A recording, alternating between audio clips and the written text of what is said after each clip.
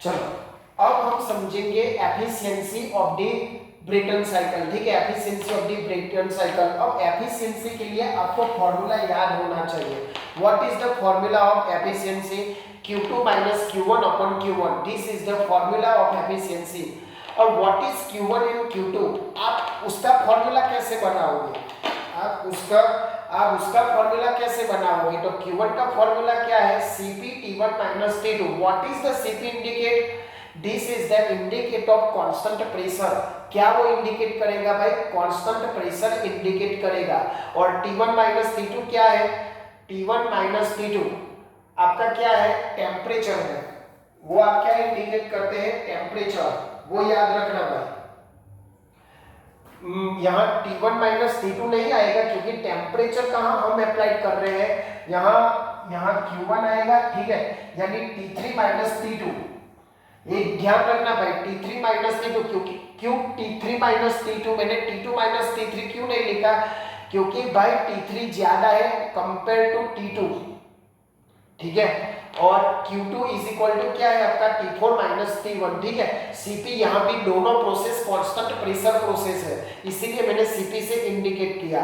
यहाँ आएगा T4 minus T1 kilo joule पर KG.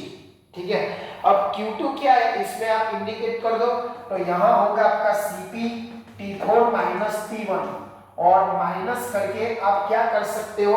Cp T3 minus T2। ठीक है, ओनली वैल्यू ही पुट करना है और Q1 की value Cp T3 minus T2 होगा। ऐसा भाई Cp कॉमन निकाल के कट कर दो तो आफ्टर द सिंप्लीफिकेशन आपको कुछ ऐसा मिलेगा। समझ में आया मैंने क्या किया, कैसे लिखा? ये स्टैंडर्ड फॉर्मूला है हीट फाइंड करने के लिए। Cp क्यों लिखा? कांस्टेंट प्रेशर के लिए। T3 माइनस T2 क्योंकि भाई in this area we applied heat and heat apply होगा तो भी टेम्परेचर का डिफरेंस होगा ना भाई, इसीलिए मैंने यहाँ T3 माइनस T2 लिखा। T3 ज्यादा है कंपेयर टू T2 और उसमें कौन ज्यादा होगा? T4 ज्यादा होगा कंपेयर टू T1 क्योंकि यहाँ हीट रिजेक्शन हो रहा है इसीलिए। अब मैंने ये फॉर्मूला है आपका standard Q2 minus Q1 upon Q1।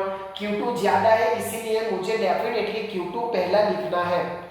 जो ज्यादा है वो पहले लिखना होता है क्योंकि माइनस आंसर इज इम्पॉसिबल। तो Q2 का मैंने फॉर्मूला लिखा।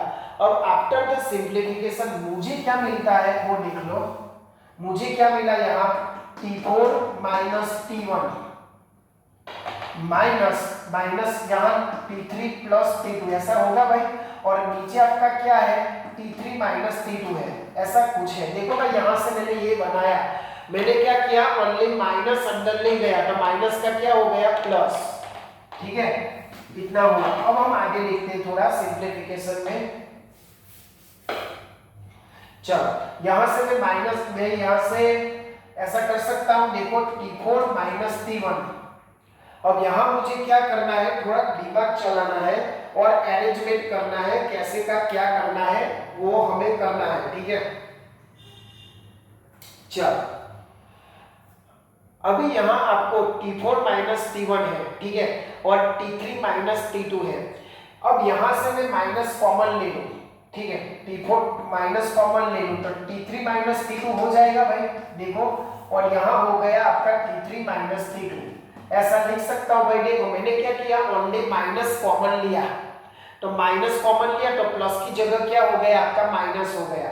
ठीक है, अब थोड़ा सिंप्लीफिकेशन कर देता हूँ तो यहां से अब क्या होगा भाई? देखो T4 minus T1 upon T3 minus T2 minus T3 minus T2 upon T3 minus T2। ऐसा हो सकता है। मैंने ऑलरेडी क्या किया? ये जो डिनोमिनेटर वाला टर्म है उसको सेपरेट कर दिया और कुछ नहीं किया। तो आप कॉन्सेंट्रेट करो ओनली आप सिंप्लीफिकेशन पे। ठीक है, तो T4 minus T1 upon T3 minus T2, यहाँ क्या होगा आपका 1 क्योंकि ये कट हो जाएगा। ठीक है, ये क्या है? आपका एफिशिएंसी है। ये क्या है? आपका एफिशिएंसी है। और क्या करोगे? मुझे 1 माइनस लेना है हमारे स्टैंडर्ड फॉर्म में इंजीनियरिंग के, तो मैं ऐसा लिख सकता हूँ, ये पूरा उल्टा हो जाएगा। कौन सा? ये पूरा आपका उल्टा हो जाएगा। तो क्या होगा भाई? देखो ऐसा लिख सकता हूँ 1 माइनस कॉस में T4 minus T1 upon T3 minus T2। मैंने ब्रैकेट लगा दिया, बाकी ब्रैकेट नहीं लगाना तो सारी साइन आपकी चेंज हो जाएगी। ये हुआ आपका एफिशिएंसी ऑफ ब्रेटन साइकिल।